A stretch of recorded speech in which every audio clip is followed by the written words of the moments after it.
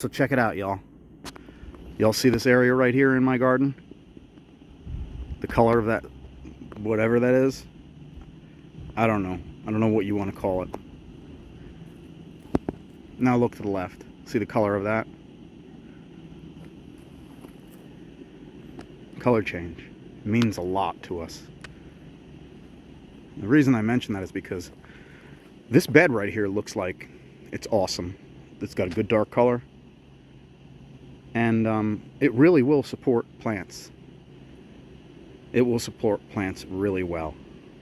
Okay? Believe it or not, that supports plants too.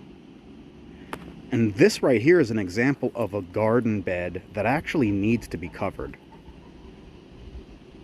This will grow weeds. I can promise you. I mean, I'll show you.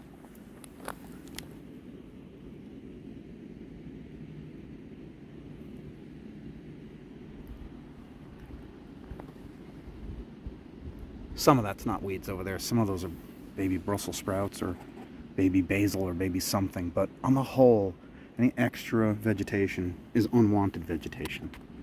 And if I want to keep it out, it's got to look more like this. Like the color of my dog. See that? See his shoulder? It's got to look like that color. Everywhere else, I've put those coarser chips down over the top of what looked like this last fall. That is my resistance layer. This is my growth layer. Does that make sense? Held off on putting these peppers and tomatoes in the ground because they're just so early.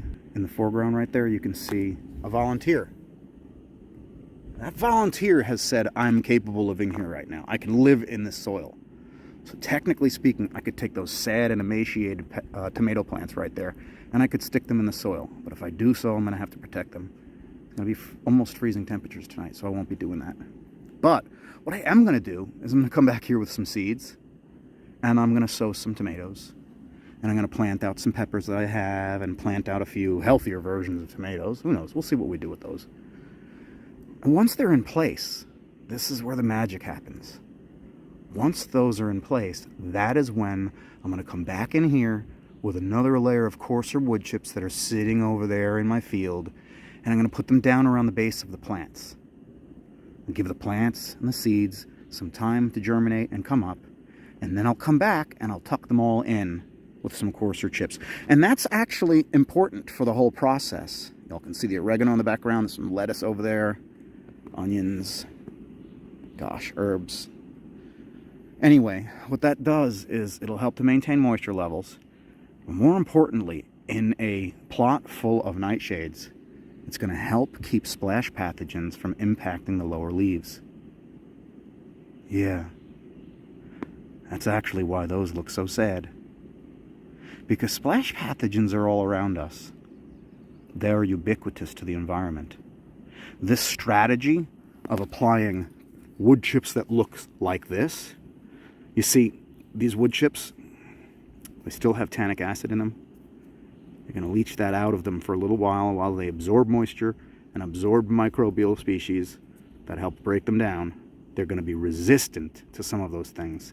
And when we put a layer of these over the top of this type of soil, the weeds stop, the moisture holds. Splash pathogens are essentially locked down below in the soils.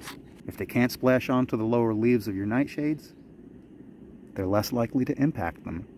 And it is such a simple convention, there's almost no reason to not follow it back to Eden. God bless, folks. A moment with Creedmoor.